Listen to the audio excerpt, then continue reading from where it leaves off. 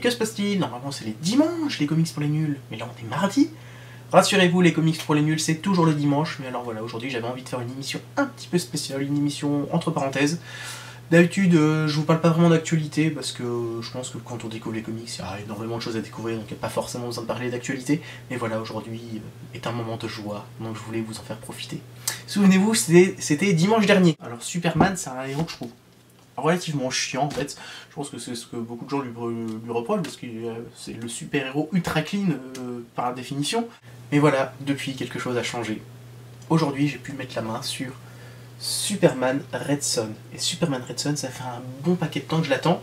En fait, on m'en avait parlé fin août, début septembre de Red Son. Et dès qu'on m'a présenté un petit peu le concept, je suis tombé amoureux de ce comics. Je l'ai attendu, j'ai attendu une réédition parce que ce n'était plus disponible, on savait pas vraiment quand est-ce que ça serait ressorti. Et ben voilà, ça y est, ça a été réédité par Panini, ça coûte 22 € et c'est disponible dans toutes les bonnes boutiques. J'ai trouvé ça à Nancy, à La Parenthèse. La Parenthèse, super boutique, si vous passez par Nancy, allez Cours des Arts, allez faire un tour à La Parenthèse, c'est franchement une boutique qui est super et je recommande vraiment. Superman Red Son, ça parle de quoi? Superman Red Son, en fait, c'est avant tout un postulat de base.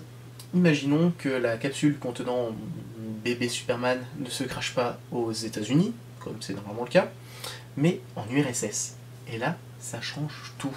En fait, Red Son, c'est un détournement de toute la mythologie du mythe Superman. En fait, ce super-héros représentant et symbole des Amériques et des États-Unis devient là le symbole et le représentant en chef du communisme, du stalinisme et de l'URSS. C'est un peu Superman vu à l'envers.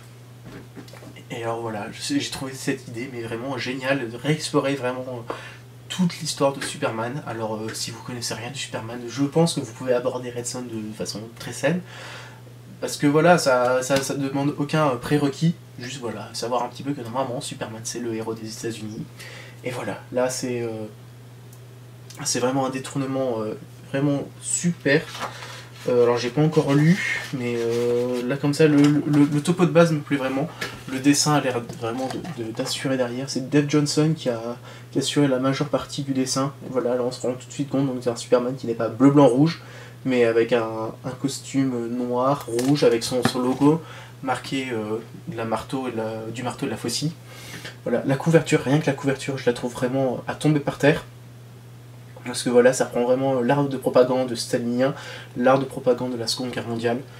C'est vraiment, je crois que ça doit être la plus belle couverture que j'ai chez moi. C'est vraiment ma couverture préférée parce que voilà, je trouve que ça a tout. C'est pas trop tape à l'œil, mais voilà, ça en jette, c'est bien travaillé. Les couleurs, elles vont nickel ensemble.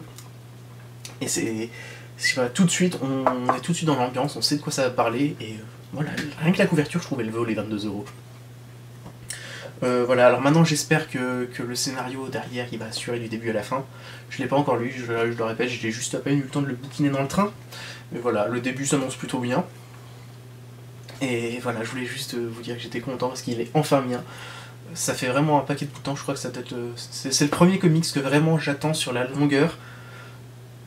Ce que je savais pas quand est-ce qu'il serait réédité ou pas, parce que j'avais beaucoup de choses à lire, mais voilà, celui-là je l'attendais particulièrement. Et ça y est, il est bien, et je voulais un petit peu le partager comme ça avec vous.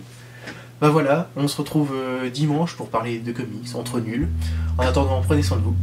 Bye.